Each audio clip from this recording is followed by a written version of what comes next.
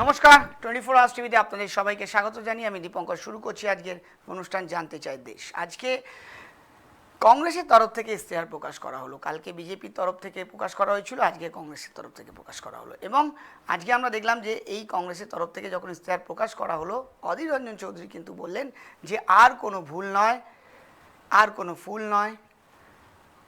BJP আর তৃণমূলকে তিনি সোজাভাবে কটাক্ষ করলেন। আসুন কি বললেন আজকে অধীর রঞ্জন চৌধুরী সেই ইশতেহার প্রকাশ করার সময়, আমি সেটা দিয়ে অনুষ্ঠানটা শুরু করব। তার সাথে সাথে আমরা ভোটের রাজনীতি নিয়ে আজকে আলোচনা করব, মমতা, অভিষেক এবং যেভাবে বিজেপির সাথে যেভাবে বাকযুদ্ধ চলছে একে অপরের সাথে, সেই বিষয়গুলোকে নিয়ে আমরা জানতে চাইব আজকে আমাদের অনুষ্ঠানে জানতে চাই দেশ। আসুন আজকে আমরা ইশতেহার প্রকাশ করেন সেই ভিডিওটি একটু দেখে নেব, দেখুন। ঠিক আছে,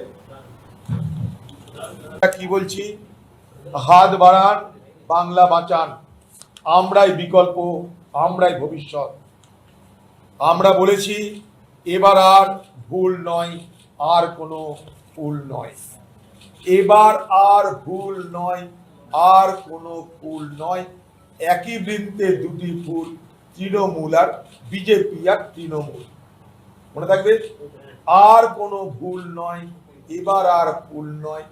একই বৃন্তে দুটি ফুল, বিজেপি আর তৃণমূল। ঠিক আছে,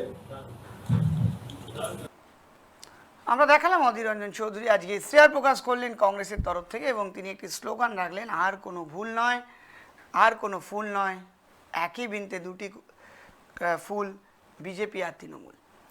এবং কালকে আমরা দেখেছিলাম যে অমিত শাহজি তিনি ইশতেহার প্রকাশ করলেন এবং অনেকগুলো প্রকল্প যেগুলো ইশতেহারের মধ্যে আমরা দেখতে পেলাম। সবাই এক এক গুচ্ছ প্রকল্প ইশতেহার নিয়ে আসছে মানুষের কাছে, মানুষের সমর্থন চাইছে, মানুষের সমর্থনের জন্য তারা অনেক অনেক কথা বলছে। আসুন সেই বিষয়গুলোকে নিয়ে আমরা আজকে আলোচ্য বিষয় হিসাবে রাখবো এবং আমাদের আলোচনাকে আমরা দীর্ঘায়িত করবো। আমাদের সাথে আজকে যারা গেস্ট হিসাবে রয়েছেন আগে তাদের সাথে আমরা একটু পরিচয় করে নিই। প্রথমেই একদিকে বহিরাগত নেতারা রয়েছেন সোমনাথ দাস মহাশয় এবং তৃণমূলের সমর্থক সুদীপ্তা রয় চৌধুরী, আর এছাড়া ইন্ডিয়ান সেকুলার ফ্রন্টের এজেন্ট মুজিবুর রহমান এখনও জয়েন করেননি, জয়েন করবেন। সবাইকে 24 টিভিতে লাইভ অনুষ্ঠানে স্বাগত জানাবো। প্রথমেই সোমনাথবাবু, আমার কথা শুনতে পাচ্ছেন? সোমনাথবাবু ডিসকানেক্ট রয়েছেন, কানেক্ট করার জন্য অনুরোধ করব। সুদীপ্তা দেবী আমাদের সাথে রয়েছেন, সুদীপ্তা রয় চৌধুরী মহাশয়। আমি ওনার কাছে জানতে চাইবো যে এক একটা পার্টি তাদের এক একটা এজেন্ডা নিয়ে তারা ইশতেহার প্রকাশ করছে।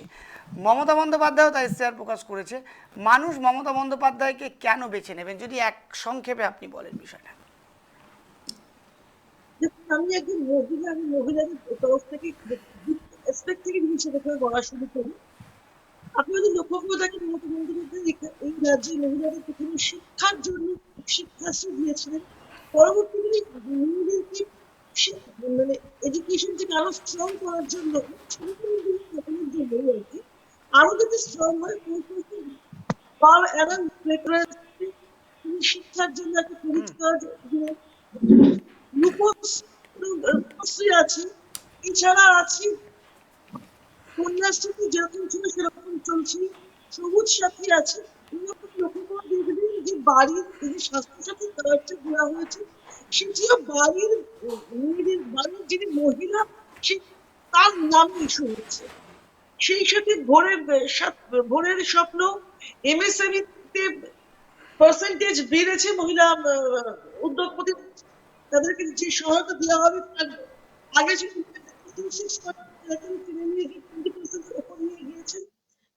ইত্যাদি প্রভৃতি এবং আরো বহু রকমের সুযোগ সুবিধে মহিলাদের জন্য এমন জায়গায় নিয়ে গিয়েছেন। আজকের তিনি মহিলাদের জন্য সমস্ত সংরক্ষণ এবং সুযোগ সুবিধাগুলি দিয়ে আমার ধারণা শুধু এই কারণেই উনি মহিলাদের সাপোর্টটা মানে পুরো দস্তর পাবেন। আর একটি আমরা তো বুঝি যে একটি মহিলা যখন এগিয়ে আসে সেই পরিবারের সাপোর্টটাও সেই দল পেয়েই থাকে। আপাতত এইটুকুই।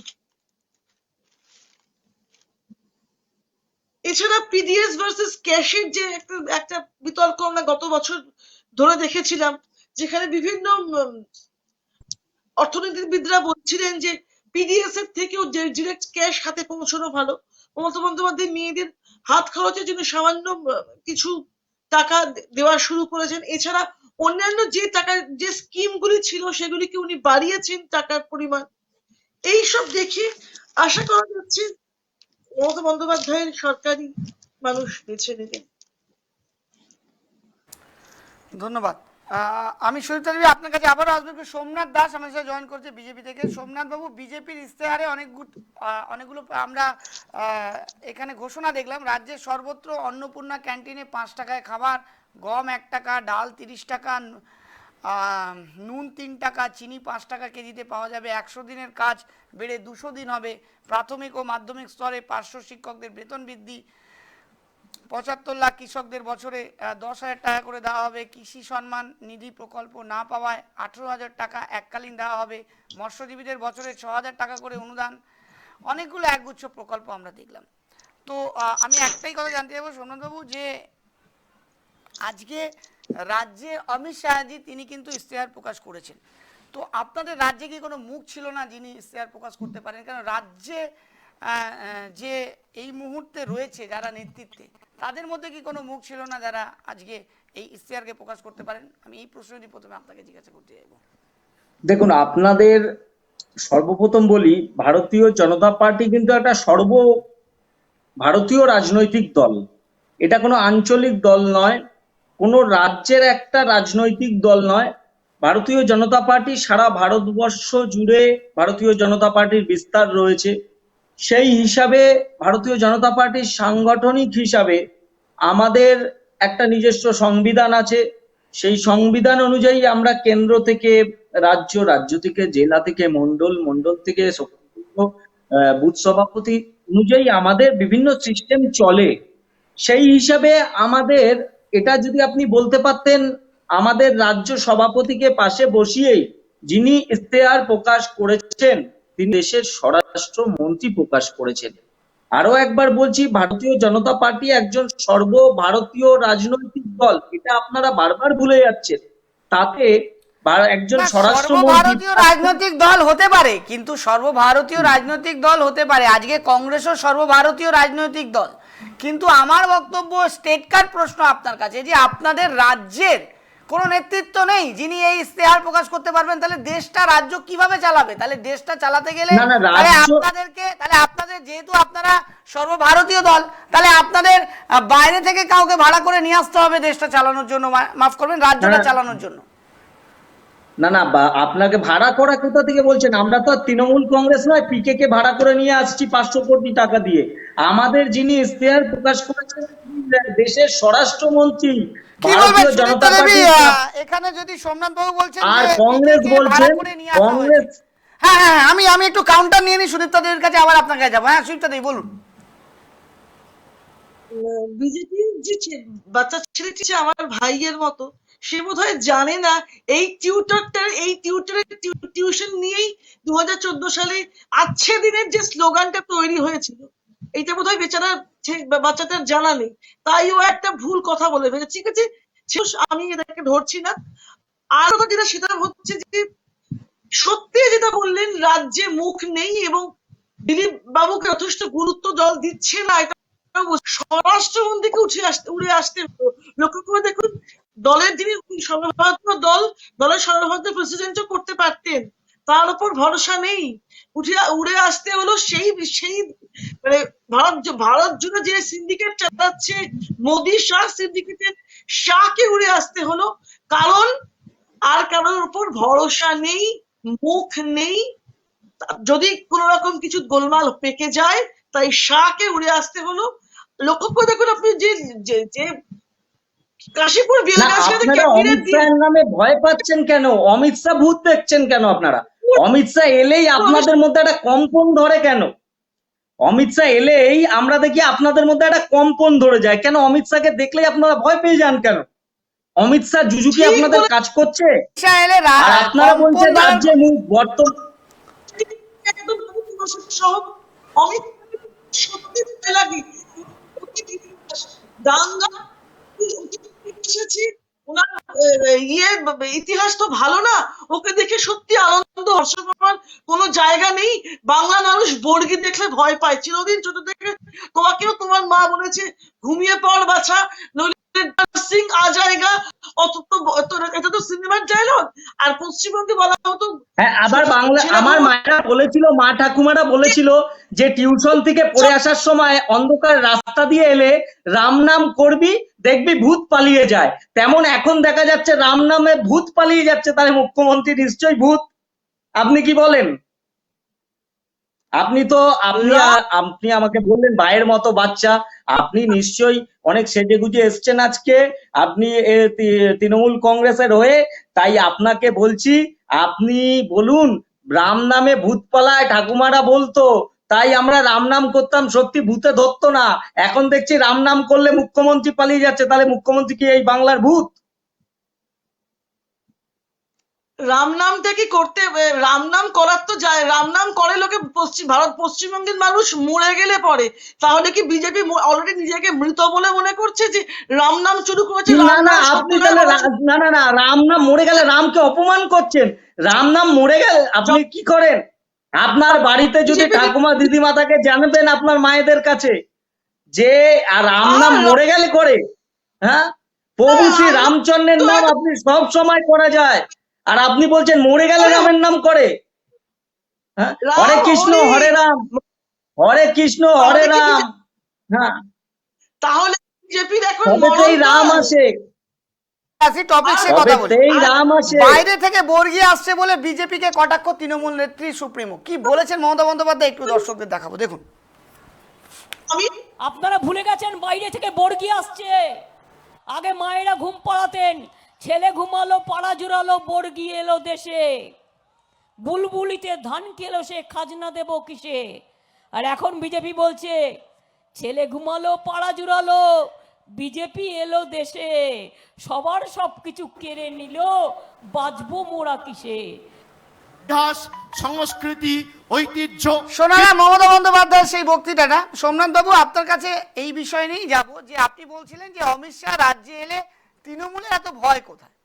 তো বিষয়টা ভয়ের নয়, বিষয়টা হচ্ছে যে জানার বিষয় যে আজকে আপনাদের কাছে কোনো রাজ্য নেতৃত্ব নেই যারা এই দায়িত্ব নিতে পারবে বা এই কাজটা করতে পারবে। আপনাদেরকে কোনো কাজ করতে গেলে আপনাদের আগে কেন্দ্রীয় নেতৃত্বকে আগে আপনাদের নক করতে হবে, তারপরে আপনারা কোনো কাজ করতে পারবেন। সাধারণ মানুষ এটাই আমাদের সাংগঠনিক আজকে সিস্টেম। আমার কথাটা সাংগঠনিক খুব ভালো কথা, আপনার সাংগঠনিক সিস্টেমের কথা আপনি বলছেন, খুব ভালো কথা। জনগণ, আমাদের রাজ্যে যারা মানুষ, এখন যদি কোনো সমস্যা হয় তারা সরাসরি এখানকার যারা রাজ্য নেতৃত্ব আছে তাদের কাছে সরাসরি মানুষ যেতে পারে, মানে মানুষ একটা কমিউনিকেশন সরাসরি হতে পারে। কিন্তু আপনি বলছেন আপনাদের কেন্দ্রীয় নেতৃত্ব ছাড়া আপনাদের কিছু করা সম্ভব নয়। তাহলে যদি আপনারা ক্ষমতায় আসেন, তাহলে সাধারণ মানুষকে কিছু জানতে হলে তাহলে কেন্দ্রীয় নেতৃত্বের কাছে দিল্লি পৌঁছতে হবে। না না, আপনাকে কিন্তু তাহলে একবারে তাকে বলা হয়নি দিল্লি আপনাদেরকে পৌঁছে, আমাদের তাহলে কেন্দ্রীয় আমার নেতৃত্ব তার ছাড়া কাছ থেকে সম্ভব নয়। দল, সাংগঠনিক দল, আপনাদের দরকার ইশতেহার।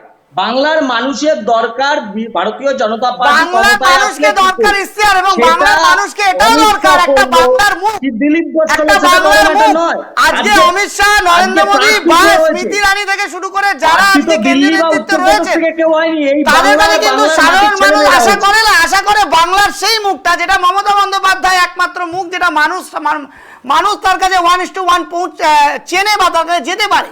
বা আজকে সর্বভারতীয় দল হিসাবে আমাকে শেষ করতে, সর্বভারতীয় দল হিসাবে অধীর রঞ্জন চৌধুরী তিনিও কিন্তু আজকে ইশতেহার মানে প্রকাশ করলেন। ইশতেহারটা অন্তত আমরা এক্সপেক্ট করেছিলাম যে রাজ্য নেতৃত্বের কাউকে দায়িত্ব থাকবে, তিনি সেটা রিলিজ করবেন। কিন্তু কেন্দ্রীয় নেতৃত্বের এটাও বিশ্বাস নেই যে রাজ্য নেতৃত্বে এমন কোনো অস্তিত্ব আছে যারা এই দায়িত্ব নিতে পারবে। এবার বলুন সোমনাথ বাবু। না না, আপনারা বারবার বলছি, আপনারা সর্বভারতীয় রাজনৈতিক দলের সাথে আপনারা আঞ্চলিক দলের গুলিয়ে ফেলছেন। আপনি বলবেন কংগ্রেসও সর্বভারতীয় দল, কিন্তু কংগ্রেসের এখন সর্বভারতীয় নেতাকে আপনি বলতে পারবেন?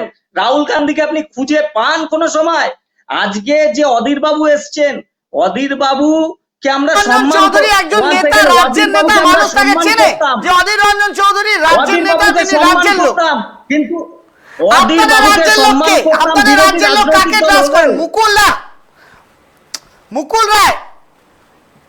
কি বলতে চাইছেন আপনি? আমি বলতে চাইছি আপনাদের রাজ্যের মুখটাকে, মুকুল রায়, অর্জুন সিং, আপনাদের বাবুল সুপ্রিয়, আপনার রাজ্যের মুখটা কে, যাকে মানুষ চিন্তা করতে পারবে যে আমি রাজ্যের এই নেতৃত্ব, রাজ্য নেতৃত্ব দিতে পারে? প্রশ্ন এখানে। ভারতীয় জনতা পার্টি শুধু পশ্চিমবাংলা না, এর আগে অনেকগুলো রাজ্য আপনারা দেখেছেন নির্বাচন লড়েছে।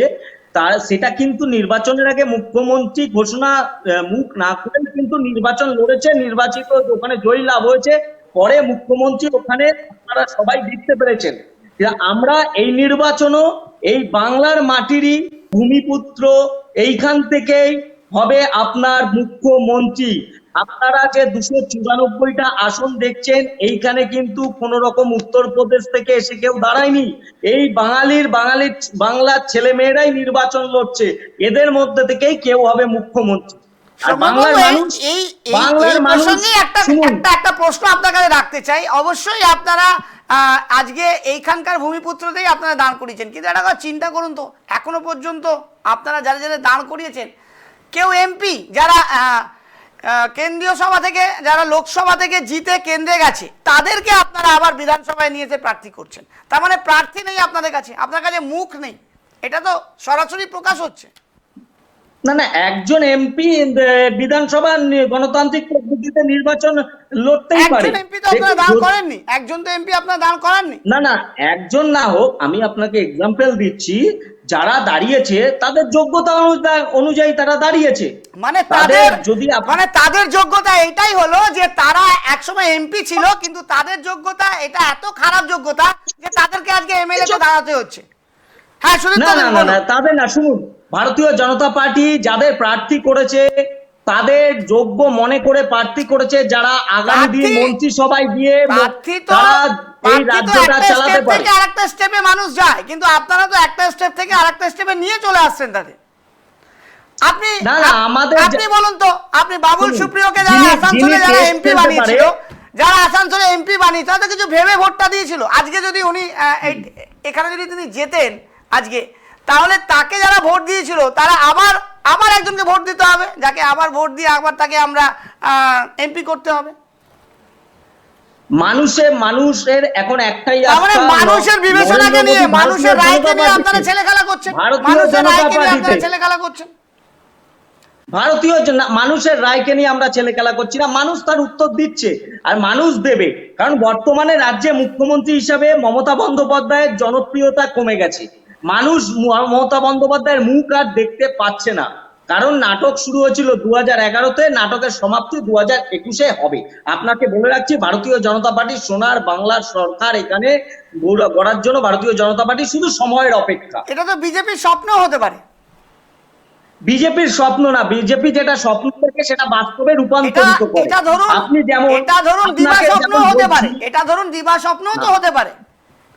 ভারতীয় জনতা পার্টি যে স্বপ্নগুলোকে, সেই স্বপ্নগুলোকে আপনারা যে স্বপ্নটা মানুষকে দেখাচ্ছেন, যে ভিত্তির ভিত্তিতে স্বপ্নগুলো দেখাচ্ছেন, সেই ভিত্তিগুলোকে আমরা আলোচনা করছি এই অনুষ্ঠানে। না ভারতীয় জনতা পার্টি যে 200 সিট নিয়ে আসবেন না 294টা সিট নিয়ে আসবেন, সেটা তো জনগণ ঠিক করবে। কিন্তু আমরা এখন ঠিক করতে পারি, আপনারা যে নীতি, সেই নীতিগুলোকে নিয়ে আমরা আলোচনা করতে পারি। আমাদের নীতি তো ঠিক নীতি মতো করেই এগোচ্ছি আমরা, গণতান্ত্রিক পদ্ধতিতে আমাদের সাংগঠনিক দল নিজস্ব সংবিধান মেনেই আমরা এগোচ্ছি। যে সংবিধান মেনে আপনারা এগোচ্ছেন, যে সংবিধান মেনে আপনারা এগোচ্ছেন, সেই সংবিধানেই আপনারা যখন প্রার্থী প্রকাশ করেছেন, আপনাদের প্রার্থী মহলে কত দ্বন্দ্ব বলুন তো। আজকে হেস্টিং অফিসে আজকে ঝামেলা হচ্ছে। শুনুন, আপনাকে বলছি, রাজনৈতিক দল আপনি কি জানেন আপনাদের অনেক কর্মী নিষ্ক্রিয় হয়ে গেছে এই প্রার্থী ঘোষণার পর থেকে? ইনফরমেশনটা আপনাদের দিলাম আমি বলছি কোন কর্মী নিষ্ক্রিয় নেই। শুনুন, সবারই একটু আবেগে আমাদের কর্মীরা রাজনীতিতে করে, সবার আবেগে রাজনীতি করে না, লোভে রাজনীতি করে। আমি বলছি আবেগে রাজনীতি করে না, লোভে রাজনীতি করে। আপনার এখানে সিট না পেয়ে আপনি ভাবলেন যে আমি যদি তাদের দল থেকে ভাঙিয়ে নিয়ে আসি, আমি যদি অন্য দল থেকে ভাঙিয়ে নিয়ে এসে আমার এখানে সিট দিতে পারি, তাহলে আমি হয়তো রাজা হতে পারবো। মানুষ তো বিষয়টা বোঝে, তাই না? আসলে একটু সুদীপ্তা দিদির কাছে যাবো। সুদীপ্তা দেবী, কি মনে হচ্ছে, কি বলবেন, আপনার কি মন্তব্য? তৃণমূল কি গঠন হয়েছে, নিজেরাই নেতৃত্ব জন্ম দিয়েছে। আজকে এই যে পশ্চিমবাংলায় যে এতদিন রাজত্ব চলছিল, যে সন্ত্রাস চলছিল, এটা কোনো একটা বিধানসভার বিধায়ক এই আমাদের কর্মীকে করেনি, কোনো একটা বিধানসভার বিধায়ক এখানে কর্মীদের পেটায়নি। এটা পুরোপুরি মমতা বন্দ্যোপাধ্যায়ের উস্কানিতে সমস্ত এই রাজ্যে সন্ত্রাস হয়েছিল। এই সন্ত্রাসের ভাব দূর করার জন্য সেই বিধায়করা ভাবছে এখন সেটা করার জন্য বাংলায় পরিবর্তন দরকার। মমতা বন্দ্যোপাধ্যায় তারা ভারতীয় জনতা পার্টির কাছে এসে আজকে এই বাংলার পরিবর্তন করে এই বাংলায় যে সন্ত্রাসমুক্ত রাজনীতি হতে পারে, এই বাংলায় রক্ত ছাড়া রাজনীতি হতে পারে, কোনো মায়ের কোন খালি করা রাজনীতি হতে পারে, সেইটা মানুষের মধ্যে ভাব প্রকাশের জন্য, মানুষকে সেইটা স্বপ্ন দেখানোর জন্য ভারতীয় জনতা পার্টি তারা তৃণমূল কংগ্রেস ছেড়ে ভারতীয় জনতা পার্টিতে আসছে, কারণ ওই দলে থেকে তারা করতে পারবে না। আজকে আপনি ভারতীয় জনতা পার্টি যে সংকল্প প্রকাশ করেছে তা যেমন যারা আজকে আপনাদের দলে এসেছে, যারা আজকে আপনাদের দলে এসেছে, মসনদ যদি আপনাদের হাতে না থাকে তারা কি আপনাদের দলে থাকবে আগামী দিনে?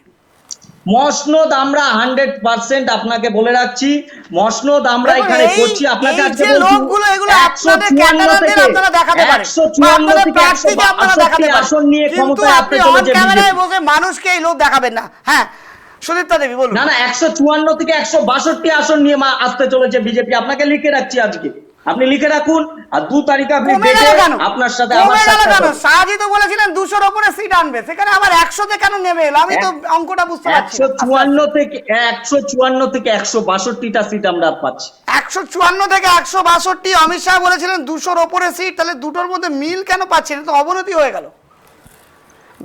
ধরুন এর মধ্যে থেকে যদি একটা বাদ চলে যায় তাহলে তখন আপনার বক্তব্যটা কোথায় থাকবে? না সেটা সময় বলবে। আজকে দেখুন আমাদের দিল্লি রাজ্য সভাপতি বলেছিলেন 19-এ হাফ 21-এ সাপ। 19-এ হাফ করে দেখিয়েছে, আর কিছুটা 18টা পেয়েছি আরামবাগ বা 2-1টা মানে তারা জোর যাবে সেগুলো। সেই রাজ্য সভাপতিকে তো আজকে ফ্রন্ট আনা হচ্ছে না, আজকে ফ্রন্টে আনা হচ্ছে অমিত শাহ, সম্পূর্ণ দিলীপদার নেতৃত্বে ভারতীয় জনতা পার্টি। দিলীপদার রাজ্য সভাপতি, একজন দিলীপদার নেতৃত্বে রাজ্য সভাপতির নেতৃত্বটা কোথায়? রাজ্য সভাপতির তো কিছু একটা নেতৃত্ব থাকে অবশ্যই। আমি আপনাকে অনেকটা সময় দিলাম, আবার আমি আপনার কাছে আসবো, একটু সুদীপ্তা দেবীর কাছে যাই, একটু কাউন্টারে যাই, তাহলে আমরা আলোচনাটাকে আরো দীর্ঘায়িত করতে। হ্যাঁ সুদীপ্তা দেবী, কি মনে হচ্ছে রাজ্য নেতৃত্ব যেখানে মানুষ একটা মুখ খোঁজে, যে মানুষ যাকে রাজ্যে যার উপরে ভরসা করতে পারে, এখানে আমরা কেন্দ্রীয় নেতৃত্বকে দেখছি, কি মনে হচ্ছে মানুষের উপরে কোনো ইম্প্যাক্ট করতে পারে? মানুষের উপর ভরসা ব্যাপারই নেই, আপনি গোড়াতেই ভুল করছেন দীপঙ্কর। আপনি ইতিহাস বিশ্বের দিকে তাকান না। ইতিহাস কি? যেখানে দুটো এমএলএ সরকার ওহি বানায়েঙ্গে, তো এরা কি সত্যি ভোটের তোয়াক্কা করে? মানুষের রায়কে বিশ্বাস করে? আপনি বারবার প্রশ্ন করছেন মানুষের রায়, এখানে মানুষের উপর দাঁড়িয়েছে, এরা কি তোয়াক্কা করে মানুষের রায়? আপনি এই আলোচনার শুরুতে আমি দেখছিলাম বিজেপি এসে মহিলাদের জন্য 33% সংরক্ষণ নাকি চাকরিতে দেবে। এদিকে ভেবে দেখুন 33% সংরক্ষণের যে বিলটা, সেটাই এরা পাস করালো না। এখানে একটা মিথ্যাচারিতা প্রমাণিত হয়ে গেল। বলছে মহিলাদের জন্য বিভিন্ন রকম গার্হস্থ রিজার্ভ ফোর্স করবে, অথচ আমি একজন মহিলা এখানে কথা বলতে বসেছি, অযথা আমাকে ব্যক্তিগত আক্রমণ করে বললে আপনি সেজে গুজে বসেছেন। গত সপ্তাহে জুড়ে আপনি রিপ্ট জিন্সের ইতিহাস মানে গল্পটা নিশ্চয়ই জানেন, যারা সপ্তাহ হলো রিপ্ট জিন্স দিয়ে কি হয়েছে বিজেপি নেতাদের সাথে সারা ভারতবর্ষে। এই হচ্ছে এদের মুখ আর মুখোশ, এদের কথা এক কাজ এক, কখনো বলবে 200, কখনো বলবে 150, কখনো বলবে মানুষের ভোট চাই না, কখনো বলবে আমরা সবটাই করে নেব। আসলে হচ্ছে সবটাই তো মিথ্যাচার, কোনটাতে মধ্যে কোনো সত্যতা নেই। আপনাদের বুঝিয়ে দিয়েছে, আপনারা 10 বছরে আপনারা মুখ আর মুখোশ বাংলার মানুষ জেনে গেছে, আর কে মিথ্যাচার সেটা বুঝে গেছে। আজকে 10 বছর বাদে মনে হচ্ছে দুয়ারে সরকার। কোথায় ছিল এতদিন? সরকারটা দুয়ারে আসেনি কেন এতদিন হেলিকপ্টার করে ঘুরে বেড়াচ্ছিল না? কালীঘাটের টালির চালায় এসি করেছিল সরকারটা। হঠাৎ নির্বাচনের সময় কেন দুয়ারে সরকারকে আসতে হলো? এতদিন কেন আসেনি সরকার দুয়ারে? আপনারা বলুন। একটু শিক্ষা সহমতের পরিচয় দিন না। এখানে তো সামনাসামনি বসে হয় না, মাঝখানে টপকালে কথা বলার অসুবিধে হয়। একটু অভ্যস্ত হন, দেখবেন অসুবিধা হবে না। এত মুখোমুখি বসে হয় না। বলুন 34 বছরে বামপন্থ, 10 বছরে তৃণমূল কংগ্রেস, কি বলবো বলুন। আমাদের শিখিয়ে এসেছে, এইভাবেই শিখে আসছি, জন্মের পর থেকে দেখে যাচ্ছি 34 বছর বামপন্থ, আর তারপর তাদের রাজত্বে পড়াশোনা শিখলাম, তারপর এখন তৃণমূল কংগ্রেস। আপনি বলুন, আপনারা তো এই শিক্ষায় শিক্ষিত করে তুলছেন সবাইকে। আজকে বলছেন শিক্ষিত বেকারদের নাকি চাকরি চাইলে বলছেন বার্ধক্য ভাতার জন্য অ্যাপ্লাই করতে। আজকে একটা ভাবতে পারছেন 500 শিক্ষক যারা নাকি যেরকম স্কুলে যেই টাইম লেবার দেয় এমনি শিক্ষক 500 শিক্ষকও একই পড়ায়, তারা আজকে পেটের জ্বালায় রাস্তায় নেমেছে, তাদের পিঠে লাঠি পড়ছে, তারা আজকে জেল খাটতে হচ্ছে তাদেরকে। তারা কি চাইছে? তারা কিন্তু কোটি টাকা মাইনে চাইছে না, তারা চাকরির দাবি করছে না, তারা বলছে কেন্দ্রের অ্যালটমেন্টের টাকাটা একটা তারা মাত্রাটা যেন দেওয়া হয়। আজকে 500 শিক্ষক, সমাজ গড়ার কে?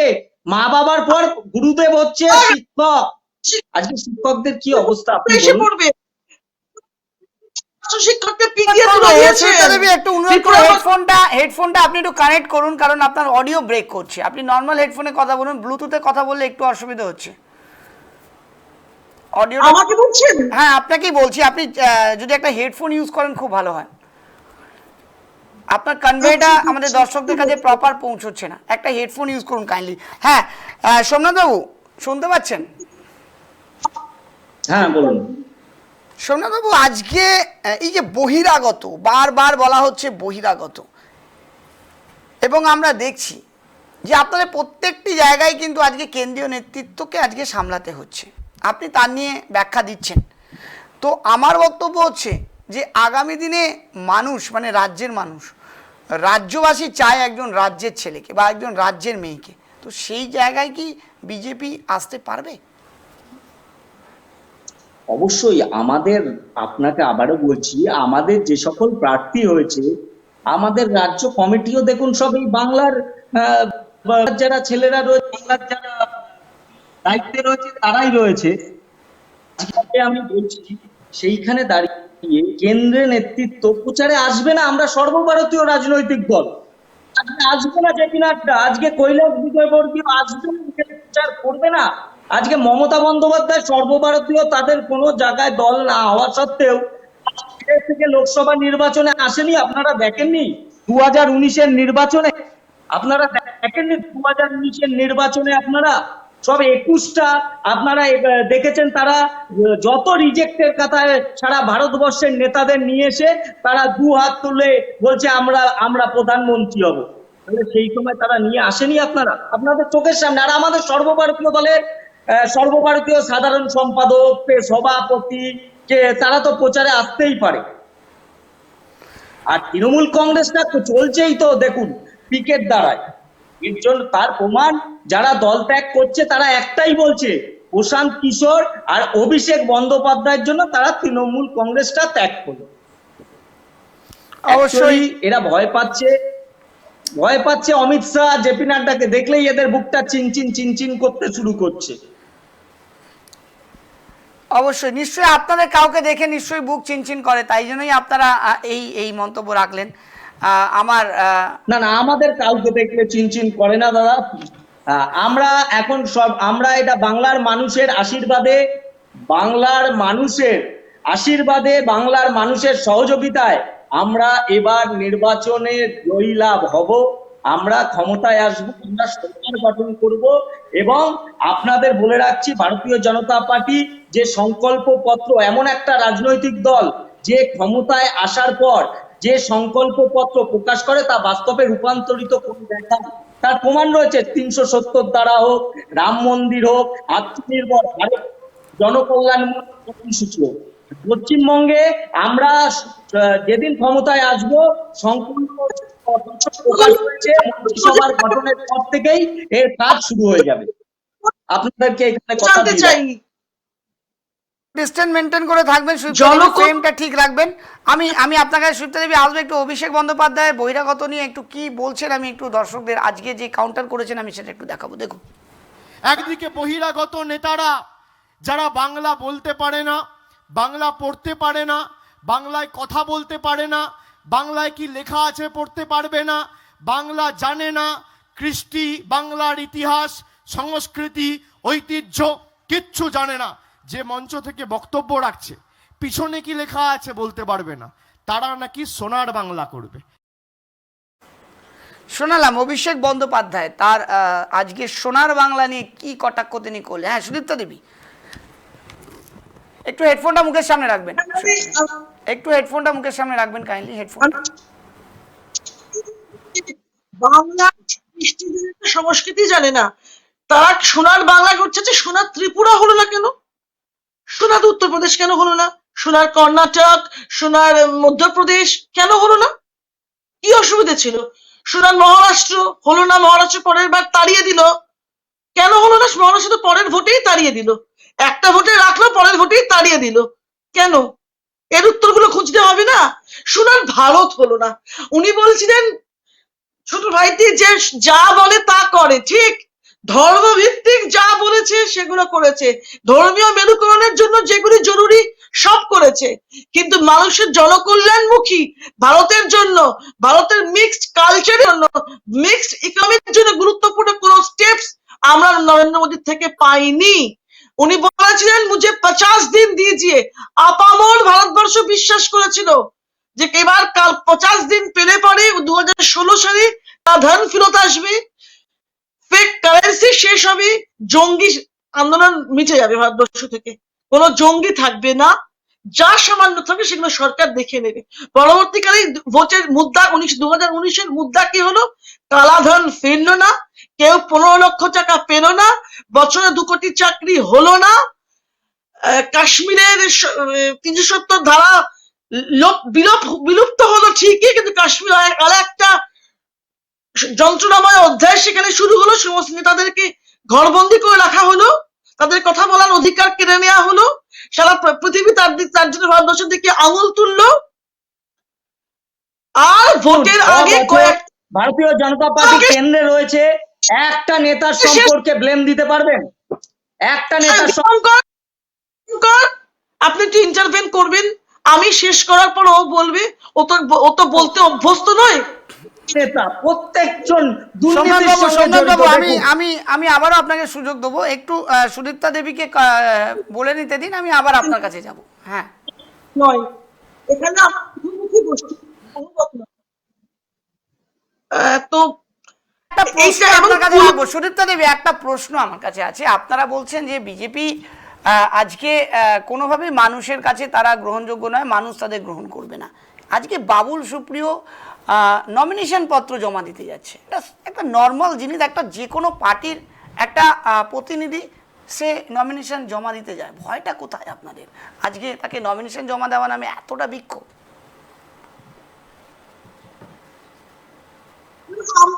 বাবু কি করবেন এগুলো উনি একটু রাজনীতির বাইরের এন্টারটেইনমেন্ট জগতের মানুষ, তো উনি এসব চমক ধমক করে খবরে থাকতে ভালোবাসেন। আমি আপনাকে দায়িত্ব নিয়ে বলছি, এগুলো হচ্ছে যেমন ভাবে আপনাদের অনুব্রত মণ্ডল, চড়াম এইগুলো বাংলা সংস্কৃতি নয়, চড়াম পিঠে চামড়া উঠিয়ে দেয়, এইগুলো বাংলা সংস্কৃতি নয়, এই রাজনীতি নয়, এটা দেখুন, এটা বাংলার রাজনীতি নয়। নকুল দানা দেবেন, হ্যাঁ দেখুন রাজনীতি। একটু শুনে নিতে হবে, শোনো, একটু কাউন্টারে থাকি আমরা, একটু শুনে নিই, তারপরে আবারও আপনার কাছে যাব। একটু অনুরোধ করছি, একটু আপনি শান্ত থাকুন, আমি কাউন্টার যখন করবো আপনাকে আবার সুযোগ দেবো। সুদীপ্তা দেবী, আপনার অডিওটা ব্রেক করছে, কাইন্ডলি একটু হেডফোনটা মুখের সামনে রাখুন, লাইভ চলছে, দর্শকেরা দেখছে।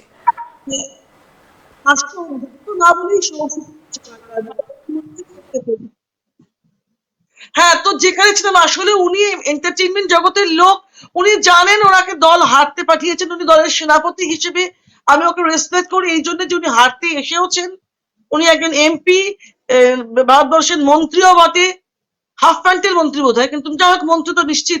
উনি এসেছেন এখানে এমএলএ হতে, তাকে উনি একটা কিছু করে খবরে আছেন, একসময় তো নিশ্চিত ভালো গান গাইতেন। ওনার এইভাবে ওকে খবরে থাকতে হচ্ছে দেখে আমার সত্যি খুব খারাপ লাগছে, ওর প্রতি আমার সমবেদনা রইল। এখনো ভালো গান গায়, আপনি শুনে আসবেন। তাকে আটকাচ্ছেন কেন? তাকে আটকাচ্ছেন কেন? তাকে নমিনেশন জমা দেওয়ার জন্য? আর এই কোন ধরনের রাজনীতি? ক্ষমতার জোরে, পাওয়ারের জোরে কি আপনারা টিকে থাকতে পারবেন? এটাই কি আপনাদের একমাত্র এজেন্ডা? কিছু না, পাওয়ার কোনো কিছু দিয়েই মানুষকে আটকে ঠেকিয়ে রাখা যায় না। 2011 সালের ইতিহাসটা নিশ্চয়ই আপনার মনে আছে। মানুষ হেঁটেছিলেন মমতা বন্দ্যোপাধ্যায়ের সাথে। আজও মানুষ মমতা বন্দ্যোপাধ্যায় বললে এক ক্রোশ হাঁটতে পারে না অনেক মানুষ। আপনি নিশ্চিত থাকুন, আমি আপনাকে বলছি, যা ঘটনা ঘটেছে কেউ ভয়ের থেকে করেননি। বাবুল সুপ্রিয় মহাশয়, আমি আবারও বলছি, এন্টারটেনমেন্ট জগতের মানুষ, তিনি জানেন কিভাবে মিডিয়াকে পুল করতে হয়। উনি একটা গন্ডগোল পাকিয়ে যা হোক একটা মন্ত্রীমশাই করেছেন, ভালো, ঠিক আছে, হোক না। উনি তাহলে ভালো গান আপনাদের তো গান, আমরা প্রচুর ওকে আছে শুনছি। এন্টারটেনমেন্টের জগতের মানুষ, তারা করছে না কেন? তারা করছে না কেন? এন্টারটেনমেন্টের জগতের তাদের মানুষ তো আপনাদের অনেক প্রার্থী হয়েছে, তারা এরকম করছে না কেন? আপনি যখন বলছেন নিজের প্রশ্নে নিজেই এন্টারটেনমেন্টের জগতের মানুষদের এটা করা প্রয়োজন, তাহলে আজকে তারা যে মানুষকে হাত জোড় করছে, মানুষকে জড়িয়ে ধরছে, এটাও তো তাহলে অভিনয় তো? তাহলে বলুন এটাও অভিনয়, তারাও তো এন্টারটেনমেন্ট। এই যে বুড়ো মানুষকে, কোনো বুড়িকে দেখলে তারা জড়িয়ে ধরছে বা হাত জোড় করছে, তাহলে এটাও অভিনয়। এটা অভিনয়, আপনি নিজেই তো বলছেন এটা এটা অভিনয়। আপনি স্বীকার আমি করলেন, তো আমি আপনি স্বীকার করলেন তারা বুঝেননি। অভিনয় করছে, আমি কিন্তু আমি আরেকবার বলবো, আপনি এন্টারটেনমেন্টের জগতে বলছেন, বাবুলদা বলছেন ওটা এন্টারটেনমেন্টের জন্য করছে। তাহলে আপনাদেরও যারা টলিউডের যারা নায়ক নায়িকারা হয়েছে, নায়িকারা কোনো বিদ্যাকে দেখলে জড়িয়ে ধরছে, হাত জোড় করছে, সেটা অভিনয়। অভিনয় তো দিদি। দীপঙ্কর, আমি আরেকবার বলবো। হ্যালো জন্য অনুরোধ করি। হ্যাঁ হ্যাঁ, বলুন সুজিত দীপঙ্কর, দেবী। আমি কি উনি সিদ্ধান্ত নিয়ে নিয়েছেন। আমরা কেটে যাচ্ছে, আমি আপনাকে অনুরোধ আমি করছি। আবারও বলছি, উনি কি করে মিডিয়া পুল করতে হয় এটা বলছি, কি করে অ্যাটেনশন ড্র করতে হয় মিডিয়ার, আমি এইটা বলতে চেয়েছি। উনি সেইটা করেছেন। উনি মানুষের জন্য হাত জোড় করেননি, মানুষকে স্নেহের জড়িয়ে ধরেননি। এন্টারটেনমেন্ট জগতের মানুষও যথেষ্ট ভালো আপনারা আটকাচ্ছেন কেন? এই প্রশ্নের উত্তর দিন। আমি জানতে চাইছি যে আপনারা আটকাচ্ছেন কেন? যদি আপনাদের ভয় না থাকে আপনারা আটকাচ্ছেন কেন? আপনারা আটকালে কি একজন ক্যান্ডিডেট নমিনেশন জমা দিতে পারবে না? এটা কি আপনাদের ধারণা? কোথাও না কোথাও ভয় পাচ্ছেন, কোথাও না কোথাও আপনাদের মনে হচ্ছে যে পায়ের তলা থেকে মাটিটা সরে যাচ্ছে। একদম শিশু বিশ্বাস করবে না যে কেউ কাউকে ফাইল করতে, কেউ কাউকে আটকাতে পারে। কেউ কাউকে নমিনেশন ফাইল করতে আটকাতে পারে ঝান্ডা না। নিয়ে, নমিনেশন ফাইল তৃণমূলের করতে ঝান্ডা নিয়ে রাস্তা অবরোধ করে, এটা কোথাকারের নিয়ম? আমি বলুন, জানতে চাইছি সেটাই। যেটা ভুল সেটা ভুল মানুন। সুনীতা দেবী, যেটা ভুল সেটা মানুন। সবকটা ভুলের এক্সপ্লেনেশন হয় না, সবকটা ভুলের এক্সপ্লেনেশন হয় না। যেটা ভুল সেটা স্বীকার করুন, যেটা ভুল হয়েছে। কারণ যদি আপনি মনে করেন এটা স্বীকার করলে আপনার চাকরি চলে যাবে, সেটা আলাদা প্রশ্ন, কিন্তু এটা ভুল, সেটা ভুল, আপনাকে মানতে হবে। আমি আমি যেটা আমি তো ভদ্রলোকের নেচার জানি। পতাকা কিনে নিয়ে এসে ড্র করার জন্য ওর উপর কেউ আক্রমণ করতে চায়নি। কেন আপনারা ভুলে যাবেন না, ওর সেই লকডাউনের সময় উনি একটা নকল বানিয়েছিলেন, নকল কি বলে রুম বানিয়েছিলেন, যেখানে লোকেদেরকে অভিনয় করিয়েছিলেন, একটা নকল সেফ হোম বানিয়েছিলেন। সেটা ভুলে যাবেন না। যাত্রা শিল্পীর ইতিহাসটাও ভুলে যাবেন না, যাত্রা শিল্পীদেরকে দিয়েও করানো হয়েছিল, সেগুলো ভুললে চলবে না। এরা সব পারে। বসিরহাটে যাত্রা শিল্পীকে ব্যবহার করে বলেছিল যে আমরা চাল পাচ্ছি না, রেশন পাচ্ছি না, এটসেট্রা। যারা এইটা করতে পারে তারা ওটাও করতে পারে। কেস লস বলছে তো, আইন মানে আইনে এরকম ভাবে আপনারা আটকেছেন, এটা স্বীকার করলেন, তাই তো? আপনারা বাবুলদাকে ভয় পেয়ে আটকেছেন, আমরা কিচ্ছু, ভয় পেয়ে আটকেছেন। আপনি যদি একটা কথারও মানে বুঝতে না পারেন, তাহলে ভাই আপনার কিন্তু বসা উচিত হয়নি। আপনি একটা কথারও মানেই বুঝতে পারছেন না। আমি স্বীকার করলাম আমরা আটকেছি।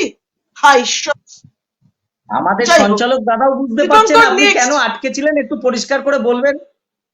হ্যাঁ, মানে নেক্সটে যেতে তো বলছে, আমি তো উনি কিন্তু বারবারই এইখানটা হাত বলছি, স্বীকার করে নিলেন। বন্দ্যোপাধ্যায়ের উপরে হাত যাই, স্বীকার আমরা করে ফোকাস করি নিলেন। আজকে একটু মমতা বন্দ্যোপাধ্যায় যাই। তিনি বললেন সিপিএম এর হারমাদরা আর আমাদের গদ্দাররা কোতলপুরে অত্যাচার করত, সভা থেকে এমনটি বললেন তৃণমূল নীতি। এছাড়া তিনি এটাও বললেন এটা বাংলার নির্বাচন, দিল্লির না। সভা থেকে কি মন্তব্য করলেন একটু ভিডিওটা দেখবো, দেখুন। কোতলপুরকে ভুলতে পারবো না, তার কারণ কি জানেন? আমি যখন বিরোধী দলে ছিলাম, সিপিএমের হারমাদরা যারা এখন বিজেপির ওস্তাদ হয়েছে, আমাদের গদ্দাররা যারা এখন বিজেপির ওস্তাদ হয়েছে, তারা সেদিন কি অত্যাচার করত। এই নির্বাচনটা মনে রাখবেন, বাংলার নির্বাচন, এটা দিল্লির নির্বাচন নয়। যারা আগের বারও বিজেপিকে ভোট দিয়েছেন তাদের কাছেও বলবো, বিজেপি বলেছিল 15 লক্ষ টাকা করে আপনাদের ব্যাংক অ্যাকাউন্টে দিয়ে দেবে, দিয়েছে? তাহলে বিজেপিকে ভোট দেবেন কেন? ওরা ইলেকশনের আগে মিথ্যে কথা বলে, বলে চাল দেবো, ডাল দেবো, চাকরি দেবো, সব দেবো, আর ইলেকশন হয়ে গেলে পালিয়ে যায় আর মিথ্যের ডুগডুগি বাজায়। তাই বিজেপিকে আমরা কেউ চাই না। শোনালাম মমতা বন্দ্যোপাধ্যায় কি বললেন। মমতা বন্দ্যোপাধ্যায় কোটাং করে একটা কথা বলে গেলেন যে সিপিএমের হারমাদরা আর আমাদের গদ্দাররা কোতুলপুরে অত্যাচার করতো, সভা থেকে এমনটি বললেন তৃণমূল নেত্রী। তাহলে এটা তিনি মানছেন যে কোথাও না কোথাও তাদের যারা গাদ্দার, মানে এখন যারা বিজেপিতে, তারা যখন তৃণমূলে ছিলেন তারা অত্যাচার করতো। কি বলবেন সুদীপ্তা দেবী? আমি আমাদের 16 সালের একটা কথা বলি। 16 সালে পার্টি অফিস থেকে দেখানো হয়েছিল একটা সিনেমা। পার্টি অফিস মানে সেই দল তার দায়িত্বই দেখিয়েছিল এই যে অমুকে অমুকে অমুকে তোয়ারে মুড়ে টাকা নিচ্ছে বা যা কিছু এদেরকে, অর্থাৎ এই তৃণমূল বা এই দলের এই নেতারা কি বলে ঠিক নয়, আপনারা তাদের এদেরকে বহিষ্কৃত ভোট করেন। দেবেন। এবং যারা টাকা নিচ্ছে এমনও অনেক আছে যারা এখন আপনাদের দলে এবং আপনাদের শীর্ষ নেতৃত্ব, তাদের তো বহিষ্কৃত করেন। শেষ করিনি। তো এদেরকে দেখানো হয়েছে দুর্নীতিগ্রস্ত। পরে এরা আবার তাদের যখন ওই দলে চলে গেল তখন সেই ভিডিওটাই ইউটিউব থেকে হাওয়া হয়ে গেল, মানে সেই সিনেমাটাই আর থাকলো না। তাহলে বিজেপির কোনটা সত্যি? ওই তখন যে সিনেমাটা দেখিয়েছিলেন সেইটা সত্যি, না আজকে তারা দলের মুখ হয়েছেন সেইটা সত্যি? যেমন একটু আগে আপনি নাম করে বললেন যে মুকুলদা কেন মুখ নয়, তো মুকুলদা কেউ দেখা গিয়েছিল। অর্থাৎ তাহলে এদের কোনটা সত্যি? সেই দিন 2016 সালে যারা এই ভিডিও থেকে দেখে বিশ্বাস করে ভোট দিয়েছিল সেই ভোটারদের প্রতি এরা সৎ থাকলেন, না আজকে এরা ক্ষমতায় আসার জন্য মানুষকে আবার বোকা বানাচ্ছেন? তা আমাকে সুদীপ্তা দেবী বলুন, আপনার সব কথাকে আমি এগ্রি করছি, আমি মানছি, কিন্তু একটা কথা আপনি আমাকে বলুন যে আপনাদের শীর্ষ নেতৃত্ব বা আপনাদের সুপ্রিমোদের দল থেকে বহিষ্কৃত করেনি, তারা দল ছেড়ে অন্য দলে গেছে। তাহলে তিনি কিন্তু নিজের মুখে বললেন যে সিপিএম এর হারমাদরা আর আমাদের গদ্দাররা, মানে যারা আমাদের গদ্দার যারা এখন বিজেপিতে গেছে, তারা অত্যাচার করত। তাহলে তখন কেন তাদের দল থেকে বহিষ্কৃত করা হয়নি? প্রশ্ন এখানে। তখন তো আপনি নিশ্চয়ই জানবেন যে এখনো আইনের রাস্তাতেই যাচ্ছে, আইন এখনো কোনো এর শেষ হয়নি, এটা এখনো বিচার ব্যবস্থা চলছে। যতদিন না বিচার শেষ হবে, আপনি কাউকে অ্যাকিউজ বলে দিলে তো সে অ্যাকিউজ হতে পারে না, যখন কনভিক্টেড হবে তখন নিশ্চয়ই দল তার এখন তো অ্যাকিউজ নয়, এখন তো অ্যাকিউজ নয়। আমি মেনে নিলাম তারা এখন অ্যাকিউজ, আমি মেনে নিলাম তারা অ্যাকিউজ না, কিন্তু সুপ্রিমো নিজে বলছেন তারা অত্যাচার করতো। তাহলে তারা যদি অত্যাচার করতো তাদের দল থেকে কেন বার করা হয়নি? এবং তারা যখন দল ছেড়ে চলে যাচ্ছেন, আপনাদের শীর্ষ নেতৃত্ব তাদের বোঝানোর জন্য অনেক রকম প্রয়াস করেছে, যেটা মিডিয়াতে আমরা দেখিয়েছি। তার মানে আপনারা চেয়েছিলেন তাদেরকে আপনারা দলে রেখে আগামী দিনে আবার মসনদে আসবেন, তাই তো? কি বলবেন?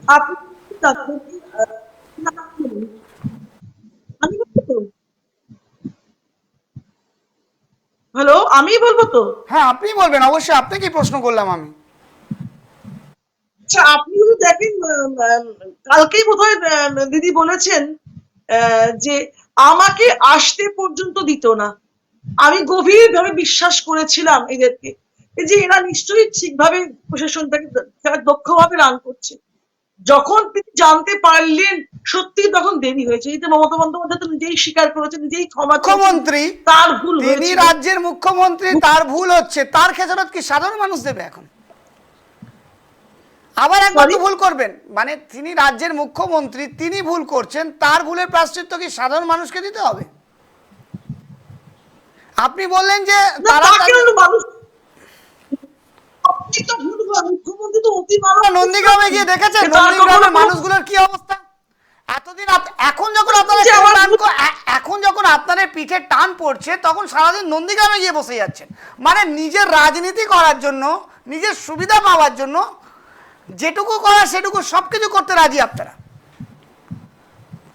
এখন ভোটের জন্য আপনারা নন্দীগ্রামে মুখ্যমন্ত্রী ঘর নিয়ে সেখানে থাকছেন কিন্তু যখন নন্দীগ্রামবাসীকে যখন আজকে যখন তাদের কথাকে তাদেরকে যখন সামনে রেখে যখন তিনি মুখ্যমন্ত্রী হলেন তারপর থেকে তিনি ভুলে গেলেন তিনি একজন মানে গদ্দার একজন যারা অ্যাকিউজ তার উপরে ভরসা করে নন্দীগ্রামকে ছেড়ে দিলেন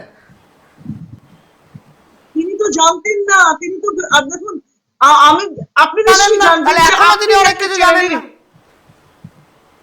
বলেনি একটা নিয়োগ একটা দলের এই যে একজন সমস্ত ডিউটি ডিপ্লয় করবে এবার ডিপ্লয় ডিউটিতে যখন কোনো ফ্ল বেরোবে তখন তিনি তিনি সেখানে তখন ব্যাপারটাকে তখন তিনি ব্যাপারটা হ্যান্ডেল করবেন যতক্ষণ না কোনো ফ্ল বেরোচ্ছে তিনি তার ডিপ্লয়েড সেনাপতিকে কেন অবিশ্বাস করবেন যদি তিনি সারাক্ষণ অবিশ্বাস করেন তাহলে সেও কাজ করার পরিসর পাবে না তাদেরকে হঠাৎ করে ফিরিয়ে আনলো এই মদন মিত্র জেল কেটেছিল কিন্তু আবার মদন মিত্রকে ফেরাতে হলো এই কুণাল ঘোষ বলেছিলেন যে আমাকে না ধরে পুলিশ ভ্যানে উঠতে উঠতে মুখ্যমন্ত্রীকে ধরুন না তাহলে সবকিছু বেরিয়ে যাবে সেই কুণাল ঘোষ এখন মুখপাত্র ছত্রধর মাহাতো আবার তাকে ফিরিয়ে আনতে হলো সেটাই জানেন না মদন মিত্রকে দল থেকে তাড়িয়ে দেওয়াই তাদের ফিরিয়ে আনতে হচ্ছে তার মানে আপনাদের দল চালানোর মতো লোক নেই নজিরবিহীন ভাবে তিনি জেল থেকেই ভোট লড়ছিলেন আপনি কিছুই খবর জানেন না এখানে এসে বসেছেন শুধু সময় নষ্ট হচ্ছে ভাই কি পরিস্থিতি দাঁড়িয়েছে কি পরিস্থিতি দেখুন আমরা বিহারে দেখেছি লালু প্রসাদ জেলের ভেতর থেকে ভোটে শুনুন লালু প্রসাদ জড়িয়েছে বিহারে আজকে বাংলার বর্তমানে শাসক দলের নেতা জেলের ভেতর থেকে আপনি আবার গর্ব করে বলছেন জেলের ভেতর থেকে নির্বাচন লড়েছে এটা আপনি গর্ব করে বলছেন হ্যাঁ একজন বিধায়কের নির্বাচন লড়ছে জনপ্রতিনিধি জেলের ভেতর জেলে কারা থাকে আসামি মানুষের টাকা জনগণের টাকা লুট করার দায়ে তারা ঢুকেছিল আসামি জেলে ভালো মানুষ থাকে নাকি কাউকে জেলে পাঠাতেই পারেন তাতে যদি কনভিক্টেড হয়ে যান না আপনাকে প্রমাণ হবে যে তিনি দোষী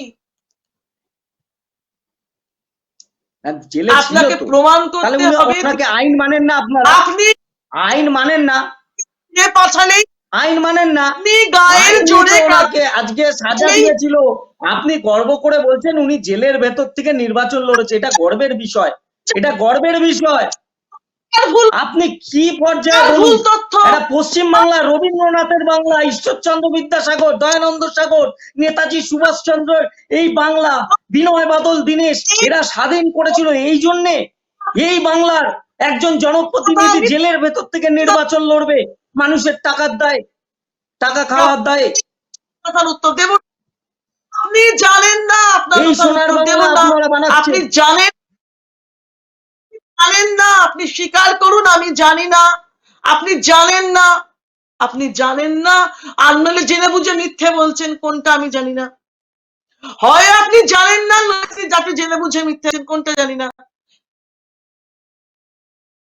তাকে সিবিআই তাকে তার কাস্টাডিতে রেখেছিল 11 মাস তাকে কি এখনো কনভিক্ট করতে পেরেছে রায় বেরিয়েছে কাউকে কাস্টাডিতে রাখলেই সে দোষী হয়ে যায় কাস্টাডি আর সাজা একো যেমন বলেছিলেন 2G 3G বলে অনেক মিথ্যে কথা বলে দেশে ক্ষমতা এসেছিলেন পরে দেখা গেছে 2G 3G বলে কিছু হয়নি এগুলি জানেন তো মিথ্যে কথা একদিন না একদিন ঠিক প্রমাণিত হয় মিথ্যা দিয়ে বেশি দিন প্রাসাদ গড়া যায় না মিথ্যার প্রাসাদ ভেঙে পড়ে আপনি বলুন আপনি বলছেন সিবিআই 11 মাসের জন্য নিয়ে গেছিল সিবিআই কি মামার বাড়ি ঘুরতে নিয়ে গেছিল সিবিআই কে মামার বাড়িতে কই আপনাকে আমাকে তো নিয়ে যাচ্ছে না হয়তো আপনাকে নিয়ে যাবে কিনা আপনি ওই যে দলটা করছেন না এই দলে যারা আছে একজন যারা স্বচ্ছ মানুষ তারা কিন্তু এই দলটা থাকতে পারছে না যারা এই দলে দুর্নীতির সঙ্গে যুক্ত তারাই একমাত্র এই দলটাতে রয়েছে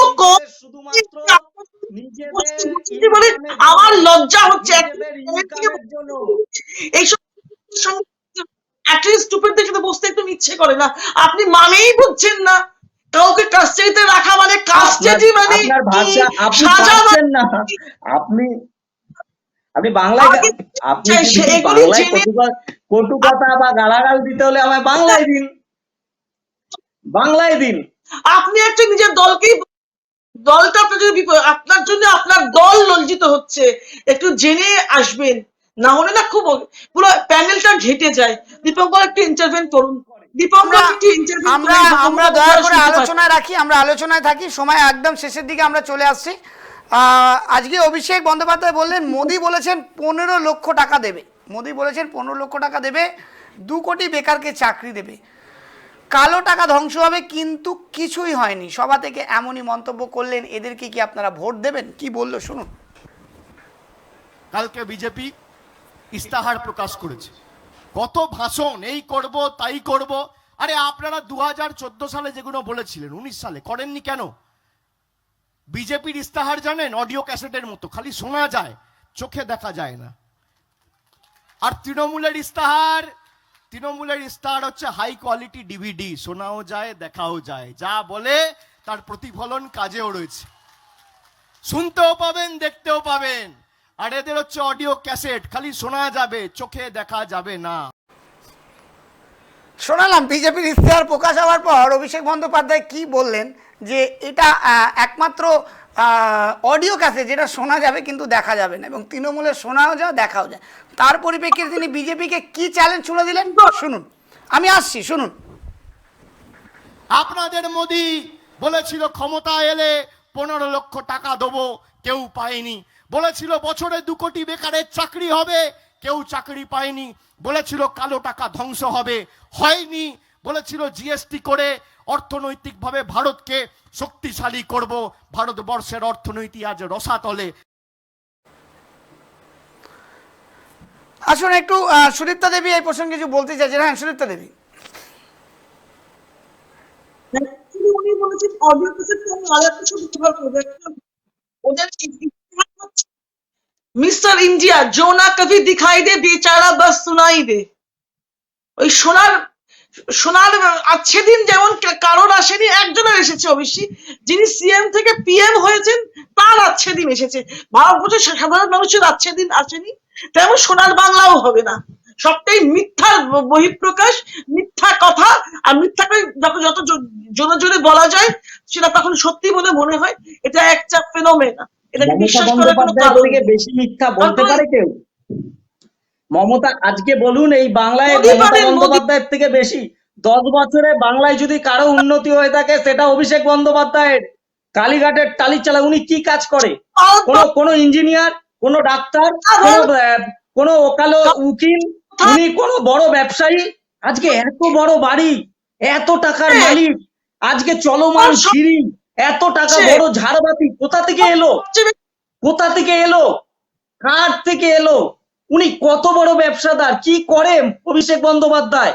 ইঞ্জিনিয়ার, ডাক্তার, উকিল, শিক্ষক, বড় ব্যবসাদার। ব্যবসা করলে কি ব্যবসা করে একটু বলুন না? এত টাকা 10 বছরে, যারা টালির চালে থাকতো, বড় আজকে চলমান সিঁড়ি, ঝাড়বাতি, বিল্ডিং, এত সম্পত্তি কি করে হলো 10 বছরে? বলুন সুদীপ্তা দেবী, বলুন দিদি। হ্যাঁ বলুন সুদীপ্তা দেবী, বলুন। আমি ঠিক তেমনি ঘুরিয়ে প্রশ্নছি, মোদি বাবুর চশমা থেকে শুরু করে ঘড়ি, যা যা ব্র্যান্ডের পরেন, সেটা কি একটি চাওয়ালার উপযোগী? আপনি সারা জীবন কোনো উপার্জন করেন কিভাবে হলো? আপনি প্রশ্নটা এড়িয়ে যাচ্ছেন। অভিষেক বন্দ্যোপাধ্যায় কি করেন? আপনি একটা কাজ করুন না, আপনি আরটিআই করুন, করে জেনে নিন। দেশে তো আইন আছে, যদিও আরটিআই আইনটাকে আপনারা গলা টিপে মারার চেষ্টা করছেন।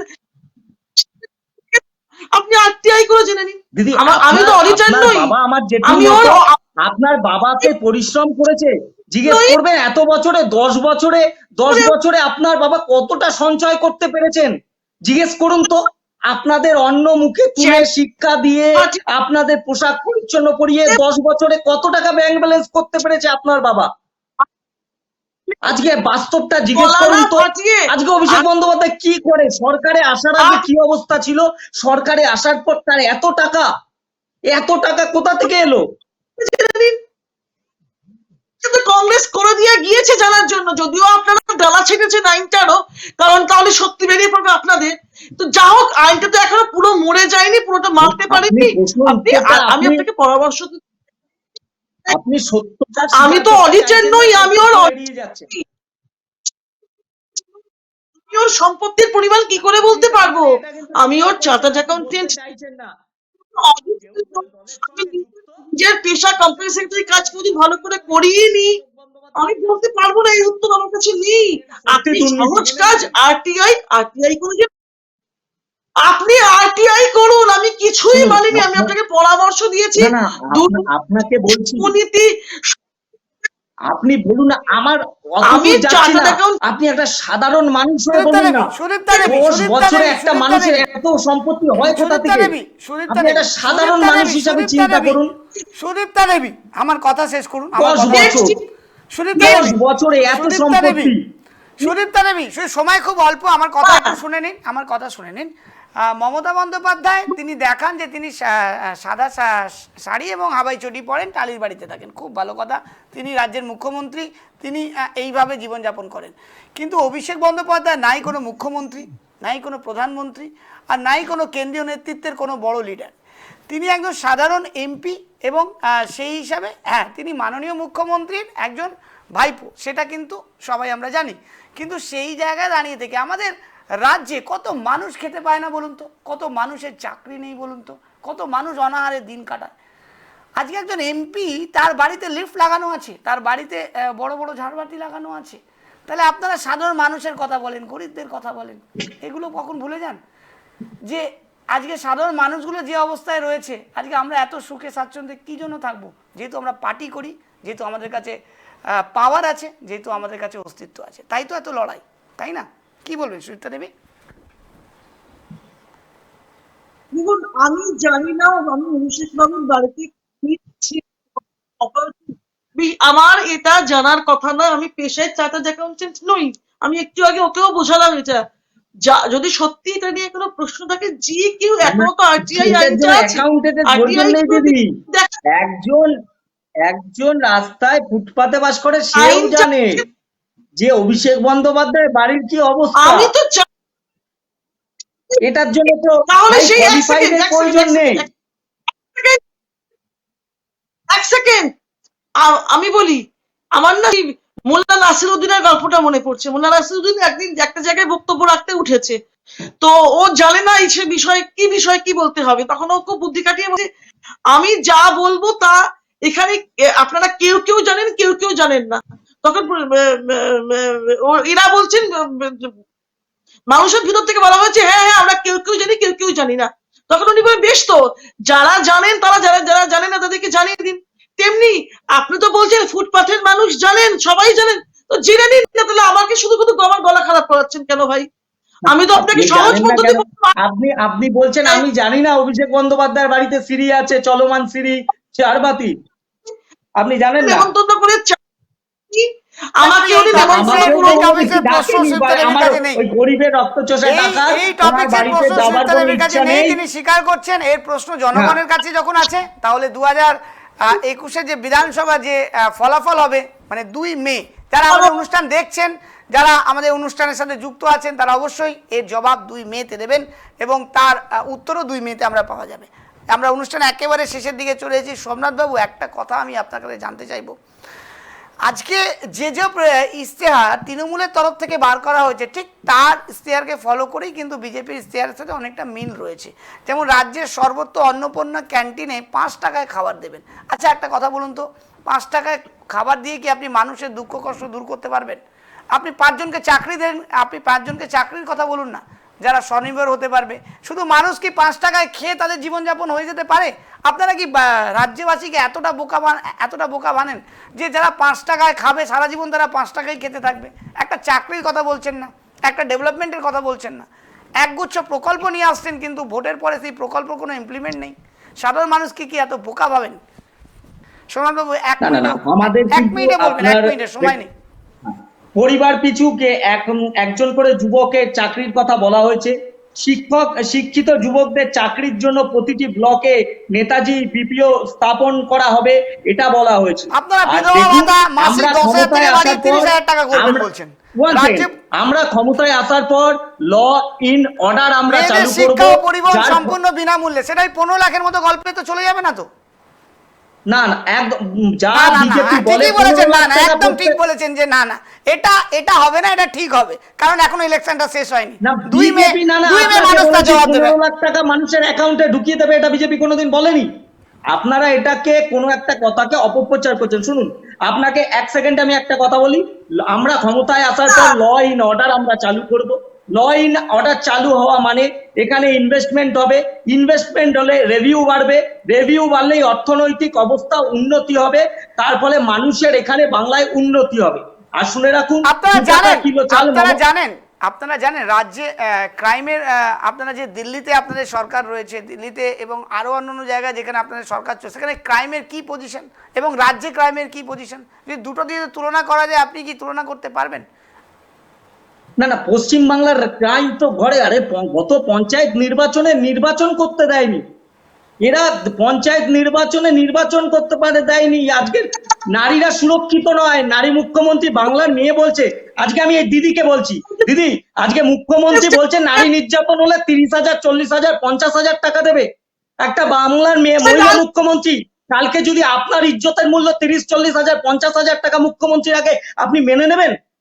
আপনি মেনে নেবেন? একটা মুখ্যমন্ত্রী বলছে যদি নারীদের ইজ্জত হানি হয় আমি 40,000, 30,000, 50,000 টাকা দেবো। প্রথমে বলছে ছোট ঘটনা, সাজানো ঘটনা, তারপর বলছে মূল্য। আপনার ইজ্জতের মূল্য 40,000, 30,000? আপনি বলুন দিদি। আপনাকে দিয়ে শেষ করো, বলুন। এই ঘটনা, এই বিষয়টা কিন্তু আমি 1 মিনিটে শেষ করতে পারবো না, আমাকে বলতে হবে। 2 মিনিট দিলাম, চলো। একটা রেপ যখন হয়, একটি মেয়ের উপর মানসিক চাপটা অত্যন্ত বেশি মাত্রায় পড়ে, এবং আপনারা জানেন যে সমাজ তাকে প্রায় বাইরে করে দেয়, সে তার সমাজের প্রাণী হিসেবে সে তাকে চিহ্নিত হয় না, তার কোনো ব্যক্তিগত জীবন থাকে না। যাতে সেই মেয়েটি ব্যক্তিগত জীবনে মাথা তুলে অন্তত নিজের নিজের দুমুঠো অন্ন জোগাড় করতে পারে, তার জন্য মমতা বন্দ্যোপাধ্যায় বলেছিলেন যে যদি কেউ এইরকম জায়গায় অবস্থায় এসে পড়েন তাহলে তিনি মানে তাকে অর্থ দোষীদের সাহায্য শাস্তি করবেন। না দিয়ে 30,000 টাকা দিয়ে ইজ্জত কেনা হচ্ছে। আমার মায়ের, আমার বোনের ইজ্জতের দাম 30-40,000 টাকা। দোষীদের শাস্তির কথা বলছেন না, যে একটা চরম শাস্তি দেবো। শাস্তি তো শাস্তি তো আইনের সঙ্গে এর কোনো সম্পর্ক নেই। আপনি এর ডেপথটাই বুঝতে পারলেন না। দীপঙ্কর, আমি আর একটা কথা বলে আমি শেষ করব। দীপঙ্কর, তাহলে বলুন। ইশতেহারে আছে 75 লক্ষ কৃষক পশ্চিমবঙ্গে, যাকে নাকি 10,000 টাকা করে দেওয়া হবে। বস্তুত পশ্চিমবঙ্গে 70 লক্ষ কৃষক। এখানেও একটা কারচুপি এবং মিথ্যা কথা বলা আছে, এখানেও একটি কারচুপি এবং মিথ্যে কথা বলা আছে। অর্থাৎ যখন কৃষক করা হবে, তাকে না ভুল নয়। 70 লক্ষ কৃষক পশ্চিমবঙ্গে, সেখানে বিজেপি 75 লক্ষ খুঁজে পেয়েছে। আপনি বুঝে দেখুন যে কে কিভাবে কত টাকা পাবে। এখানে এই এই এই স্থানের শুরুতেই গলদ, শেষে গলদ, মাঝখানে গলদ, এর ইমপ্লিমেন্ট গলদ। আসলে এই ইশতেহার যে সত্যিই কোনো কাজে আসবে না, সবচেয়ে ভালো জানে বলেই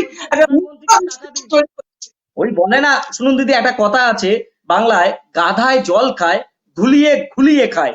মমতা বন্দ্যোপাধ্যায় টাকাটা নিল না, এখন বিধানসভা নির্বাচন এসে বলছে টাকা দাও কিষাণ বিধি যোজনার। তাই প্রধানমন্ত্রী বলছেন দেবো, কিন্তু অ্যাকাউন্ট নাম্বার দাও কৃষকদের, কিন্তু উনি তো দেবে না।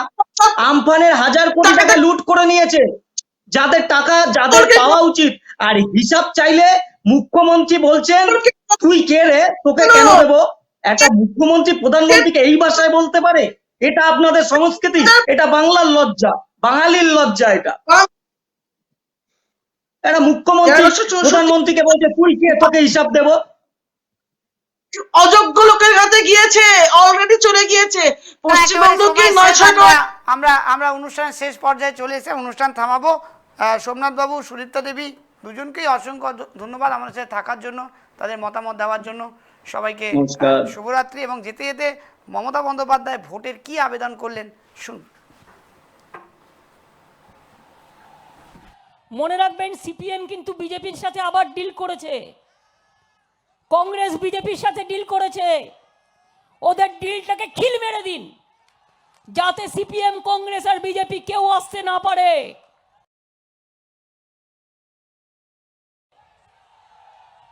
মনে রাখবেন সিপিএম কিন্তু বিজেপির সাথে আবার ডিল করেছে, কংগ্রেস বিজেপির সাথে ডিল করেছে। ওদের ডিলটাকে খিল মেরে দিন, যাতে সিপিএম কংগ্রেস আর বিজেপি কেউ আসতে না পারে।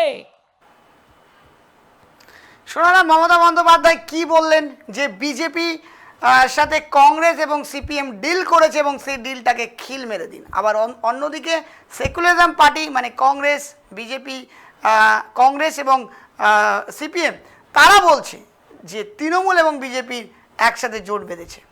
আসল বিষয়টা কি জানতে হবে আমাদের, তার জন্য দেখতে হবে আমাদের অনুষ্ঠান জানতে চায় দেশ। কারণ আমাদের এই অনুষ্ঠানে একমাত্র আমরা সব কিছু জানার চেষ্টা করি এবং কোনো দাবিদারি না করে সমস্ত দলকে আমরা সোজা সাপটা প্রশ্ন করি এবং জানার চেষ্টা করি। আশা করি আমরা এইভাবেই আপনাদের জানাতে থাকবো এবং এই অনুষ্ঠানের মাধ্যমে সত্যগুলো আপনাদের সামনে তুলে ধরার চেষ্টা করব। আজকে আমাদের সময় খুব শেষ, আমরা অনুষ্ঠান এখানে শেষ করছি। আপনারা সবাই খুব ভালো থাকুন এবং জানার এবং জানতে ইচ্ছা হলে অবশ্যই দেখুন জানতে চায় দেশ। নমস্কার, শুভরাত্রি।